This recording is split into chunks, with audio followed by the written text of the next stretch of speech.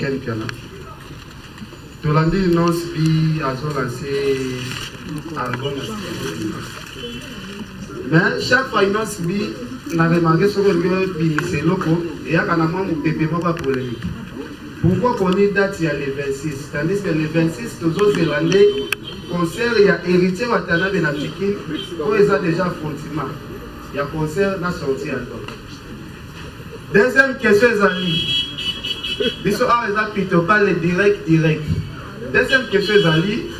Ils n'ont subi aux ressorti ça à Goma.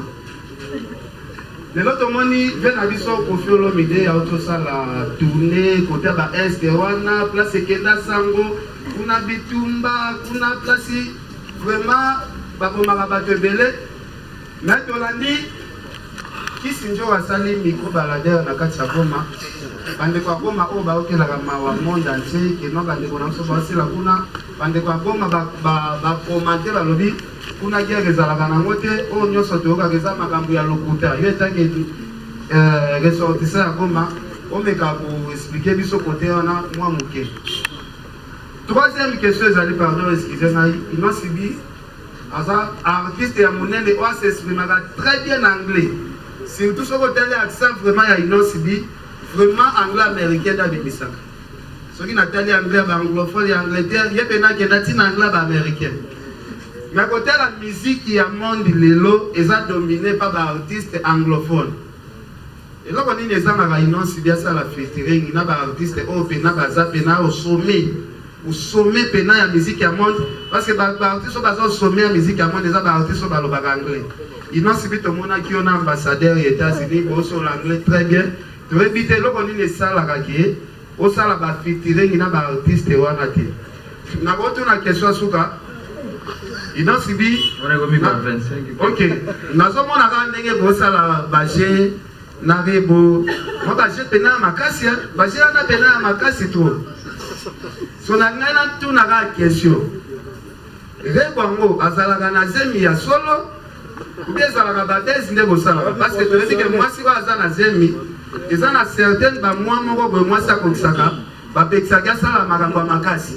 Mais yo jusque là Ozo sali sare bo makambo yo azo mérité na zemi ya munene to éviter. Mais kako expliquer biso. Merci beaucoup. Merci. Bon, je pense que nous donnons l'opportunité à l'artiste de répondre à ces 4 questions. Juste après, tu reçois 3 questions. Mais on va éviter, s'il vous plaît, d'avoir 3 questions personnellement. À la rigueur, 2 questions, s'il vous plaît. Comme Tobandi est un peu en retard, nous n'allons pas nous éterniser ici. Merci, la parole à l'artiste. Bon, la première question c'était par rapport à la date. La date de la sortie d'un album, je pense, n'a rien à voir avec un événement ou un concert. Héritier Watanabe, c'est un grand frère que je respecte beaucoup et que j'aime beaucoup. Et je ne pense pas aussi que quand moi j'essaie de faire mes activités, mes actualités, et ça a un rapport à la polémique. Naloba toujours, bateau bazwa la polémique. Et ça bateau bayo kakango na ndenge na bango. Parce que quand on fait normalement, on est un artiste, on est aussi une entreprise à part.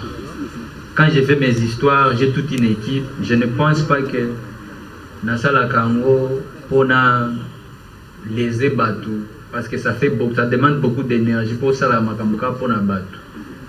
Déjà, pour la sortie de mon album, je pense que, comme vous le savez, moi j'ai toujours l'habitude de ne pas annoncer des choses. Et où mais la marque, si pour nous avoir ça, la paix accident, accueilli, à titre album. Donc, na ceux qui n'a annoncé l'autre aussi la nambala moko. Parce que les la musique, album, ils ont dit la drogue, pour où mais ça, si tu peux pas banda robo, ça n'a titre ça. Donc, je suppose que le 26 décembre, ça va jouer à ma fête.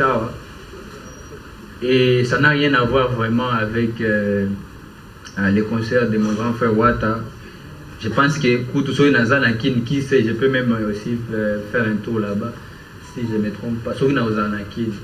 Mais ça n'a rien à voir avec ça. Deuxième question, les ressortissants à Goma Balobi, selon une vidéo de Kissinjora qui avec Kofi. Bon, Dans ma question à Est, je pense que ça tout dépend de comment on communique ça à Kinshasa. Je pense que déjà à la base, moi à la base, beaucoup de gens que je vois à la télé, donc Belé n'a qu'à typer na bino. Quand vous êtes à Masolo à Goma, déjà vous avez la confusion. On ne parle pas de Goma par rapport à la guerre, on parle de l'Est qui est attaqué chaque jour. Goma c'est une ville et la chef-lieu à Nord Kivu.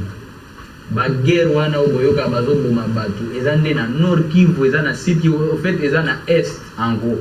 Mais mutu moko te alobaki na Goma chaque jour guerre ezalaka. Goma c'est une ville où les gens vivent normalement.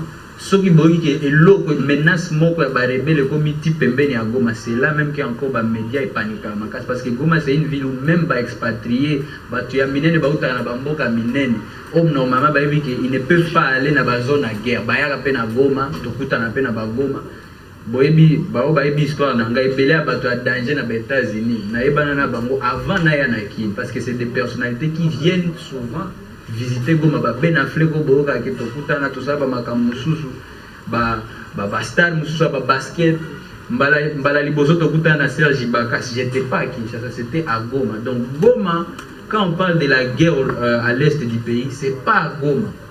Goma eza kaka ville oyo tango pe ba problème eza ba quelques réfugiés ba kozala misusu ba ki makande ba Goma. Donc voilà, à Goma il y a pas de guerre. Na normal à Goma il y a pas de guerre. Donc ça dépend ya façon bozo communiquer les ango. Mais moi je pense que on a aussi toujours besoin de commenter toujours par rapport à la situation sécuritaire parce que sur les solutions les amitiés pas si on a les pembeni ya ba voisins ou bazana ba intérieur ya province chef lié ya nango Goma pe éco-sibir ya. Et puis l'autre question c'était quoi? Anglophone, tu parles bien anglais. Bamoni on a ambassadeur Amérique. Pourquoi est-ce que ça va featuring là un grand musicien anglais?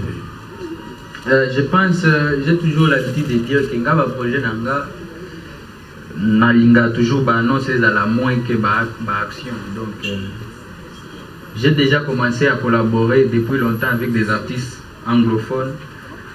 Ça dépendait à Batou. Façon de jouer l'artiste. Nous ici, quand par exemple on ne connaît pas beaucoup des artistes, donc quand ça danger.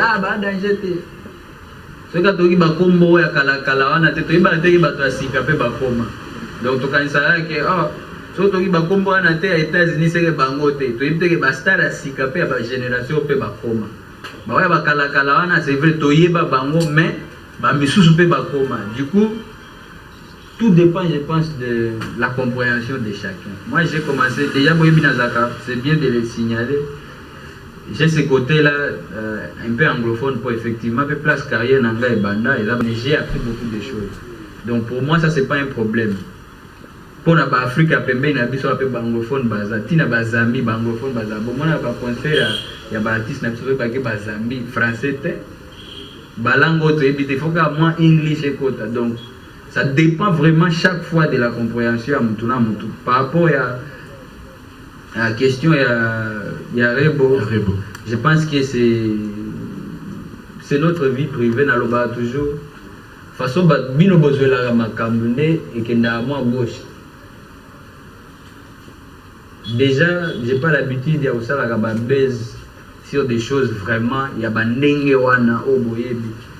Du coup, j'ai toujours l'impression que parler très souvent il y a makamboana et puis ça bino ka ba élément il y a incompréhension les sous au lieu aider bino ko comprendre yangonga na ko s'attarder wana teza vie privée nang yanga na yaye poto pe to boti mwana akodala mwana na yote akotika la mwana. Donc voilà, c'était la dernière. Merci.